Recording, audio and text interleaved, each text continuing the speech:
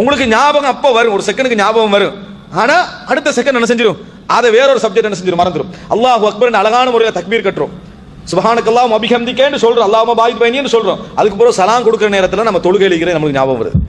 சலாம் கொடுக்குற நேரத்தில் தான் நம்ம தொழுது கண்டு இருக்கிறோம் போல இது அப்படி என்ற ஞாபகம் வருது. அது வரைக்கும் நம்ம எப்படி இருக்கிறோம் தெரியுமா?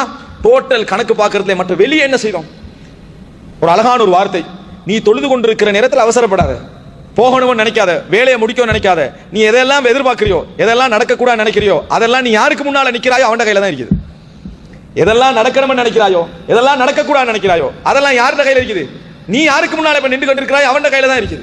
அப்ப கொஞ்ச நேரம் நம்மளுக்கு என்ன செய்யல அந்த நேரம். ஆனால் அன்புள்ள சகோதரர்களே, அல்லாஹு தஆலாவுடைய ஒரு அழகான சுன்னா என்ன தெரியுமா?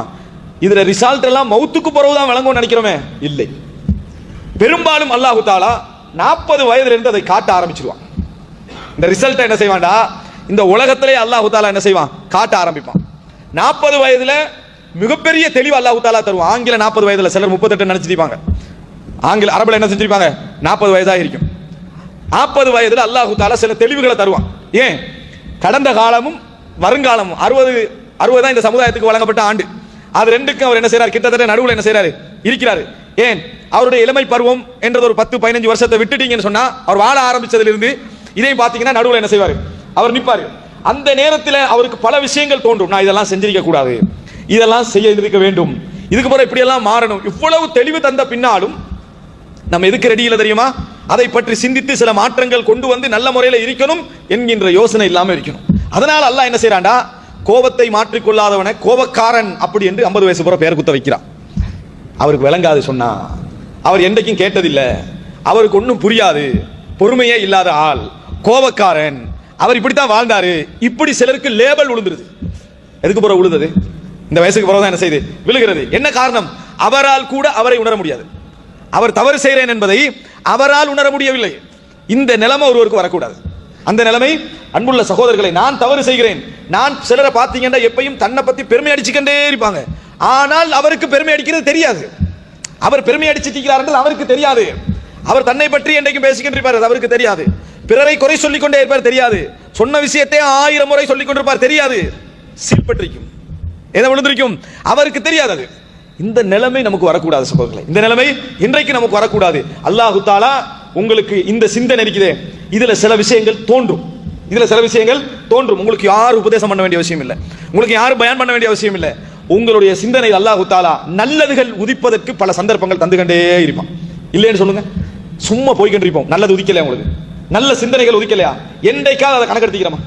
ரோட்ல போவோம், மாட்டுடைய காட்சி டிஃபரெண்டா விளங்கும், உடனே போன் எடுத்து என்ன செஞ்சிருவோம், போட்டோ அடிச்சிருவோம். நல்ல செய்தியோடு தலையில வரும், அதை எடுத்து பதிஞ்சிக்கல மாட்டோம். ஏன்? நம்மளுக்கு போட்டோ அனுப்பி மற்றவனுக்கு கொடுக்கறதா முக்கியமே தவிர நம்ம நல்லா வாழ்றோமா இல்லையா நம்மளுக்கு முக்கியம் இல்லை. நம்ம கொஞ்ச நேரம் நல்ல சிந்தனைகள் வருகிற நேரத்தில் உடனே அதை மனதில் பதிய வச்சு நம்மளே ஒரு முஹாசபா செஞ்சு உட்கார்ந்து தூங்குற நேரத்திலேயாவது நம்மளுக்கு டைம் இருக்குதா? இல்ல. ஏன்? கிபிலாவை முன்னோக்கி தான் தூங்குறது, வாட்ஸ்அப் கிபிலாவை, சரியா? அதை அப்படியே வச்சுட்டு நம்ம தூங்கின உடனே நம்ம எப்ப தூங்கினே தெரியாது. எப்ப தூங்கினே, சிலருக்கு அது இறுதி தூக்கம், சிலருக்கு அது என்ன இறுதி தூக்கம். குடும்பமாக சேர்ந்து தடமாறுகிறது, மகன் விழிக்கவில்லை, மகனை காணா, கதை உடைச்சு உள்ளுக்கு பார்த்தா நிர்வாணமாக கம்ப்யூட்டருக்கு முன்னால மரணம், நிர்வாணமாக கம்ப்யூட்டருக்கு முன்னால் மரணம், கம்ப்யூட்டர்ல மோசமான படம் ஓடிக்கொண்டிருக்கிறது. எப்படி இறுதி முடிவு? அன்புள்ள சகோதரர்களே, மரணம் எப்ப எந்த செகண்ட் என்ன மாதிரி வரும் என்றது யாருக்குமே தெரியாது.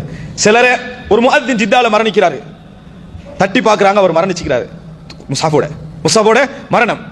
ஒரு மனிதன் எப்படி வாழ்கிறானோ யுக்தமு அலைஹி, அதுல தான் அவருக்கு ஹிதாப், அவருக்கு முத்திரை என்ன செய்யும், குத்தப்படும். அன்புள்ள சகோதரர்களே, நல்ல மரணங்கள் நம்மளுக்கு வர வேண்டும்.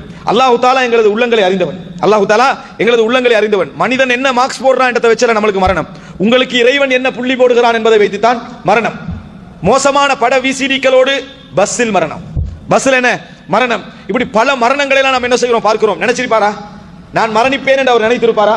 நினைச்சிருக்க மாட்டாங்க. ஆனால் மரணங்கள் அந்த மாதிரி என்ன செய்யும், வந்து சேரும். இப்படி இருக்கிற நேரத்தில் நம்ம நம்மளை பற்றி கொஞ்சமும் விசாரிக்கல, அதை பற்றி சிந்திக்கவே இல்லை என்றால் இவ்வளவு பெரிய ஹைப். சிந்தனைக்கு எல்லாம் நிறைய நேரம் தாரா, ஒதுக்கிறதுக்கு நேரம் தாரா, பிஸி என்றும் கேட்டா சொல்றோம் பிஸி, எங்க வேலைப்பழு என்றும். வேலைப்பழு இருக்கட்டும், ஆனால் இறைவனுக்கு தூங்குற நேரத்திலேயாவது கொஞ்சம் ஒதுக்குவதற்கு நம்மளுக்கு எங்கேயாவது இருக்கிறா? அன்புள்ள சகோதரர்களே, நினைத்து பாருங்கள், அடிக்கடி நம்மளை சிந்தித்து ஓரளவு நமது உள்ளத்தை தூய்மைப்படுத்திக் கொள்கின்ற நேரம் நமக்கு இருக்க வேண்டும். தனிமை, இறைவனோடு தனிமையாகிற நேரம்.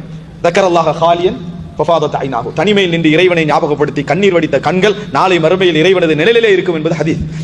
அந்த நிலை நமக்கு வர வேண்டும். அல்லாஹ் தஆலா